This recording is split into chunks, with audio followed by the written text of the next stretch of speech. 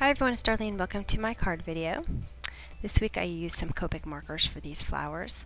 I started with a Spellbinders template and I went ahead and cut it out of some Nina paper, and then I left my paper inside the template, and I'm going to use some distress ink, and I'm going to distress the edges, and by leaving it in the template it's going to create a white border.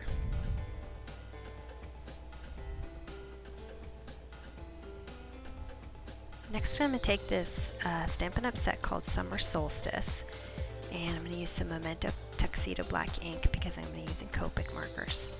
And I'm going to stamp the first one in the middle, and then I'm going to take some Eclipse masking tape, and I'm just going to cut a little piece and stamp it again, and I'm going to cut that out. Once I've got it cut out, then I'm going to mask it on top of what I just stamped, and then I'm going to stamp 2 more flowers on either side.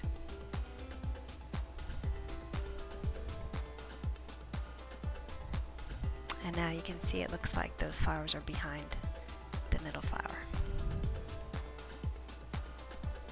Alright, so here we go with the coloring. I really like these flowers because there's a lot of texture to them with all the black lines, and so it kind of looks like they're wavy. So I'm going to start with an all over lightest color, and then I'm going in with, actually this is kind of a red, more red than it is pink, and I'm going to do the darkest shadow areas. I'm actually using 4 different colors here. So here's my second darkest color. My light source is kind of from the right but more from the back, like on top of the paper. And then this is my second lightest, getting a little bit closer to the center. And then finally my lightest. And then you'll see I took my second lightest, and where I saw that there were kind of wrinkles in the petals based on the stamp, that's where I made it a little bit darker, because where there's going to be a wrinkle, there's going to be a shadow. So I'm going to use the same technique, and this petal's a little bit behind the other one, so there's a little bit of a shadow next to that petal next to it.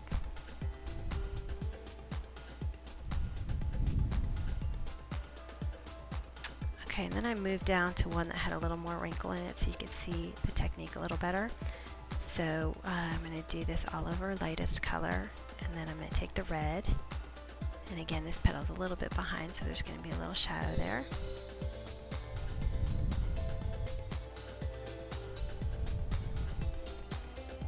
That's my second darkest.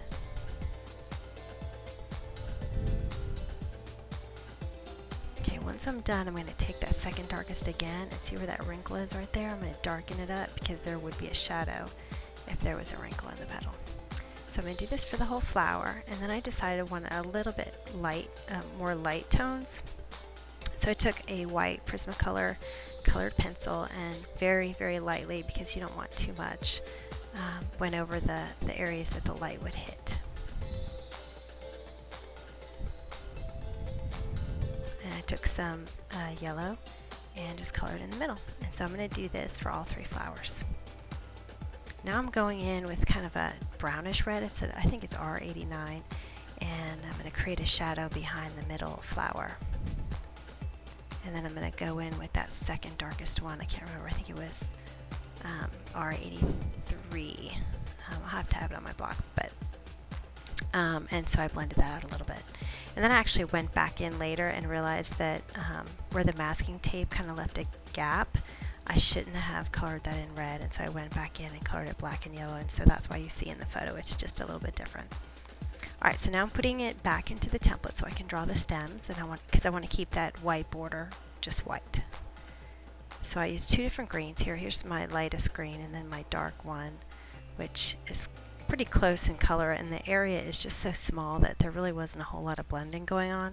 So I decided to take a Wow Wasabi, there it is, marker, and create a little bit more of a shadow there. Alright, now I'm going to start on my background. This is Tempting Turquoise, and I'm using Stampin' Up! Paper. And I'm just going to do an all over color with this Tempting Turquoise.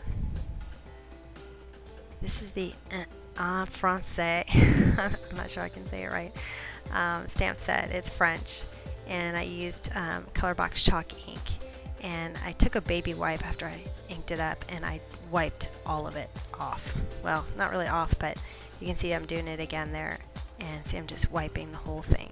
So I'm not doing spots, I'm actually doing the whole thing.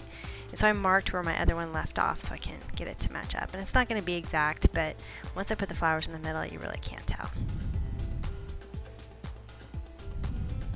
Alright, now I'm using my Stamp-A-Majig to, that's a embossing buddy to make sure it's all clean from embossing powder, but I am doing this on vellum, black embossing on vellum, because I didn't want the sentiment to be too bright on my card, because I felt like I had a pretty bright focal area with the flowers, so I kind of wanted it to blend in a little bit. So I'm creating little notches right there in my sentiment.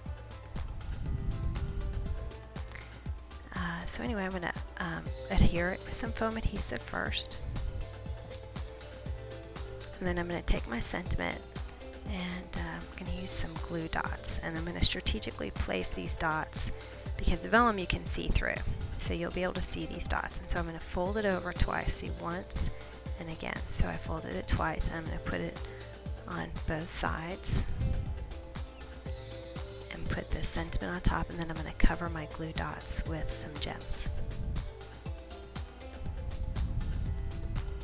It's kind of nice, the glue dots, when you fold them up like that, they get a little chunky, and so they lift the sentiment a little bit off the paper.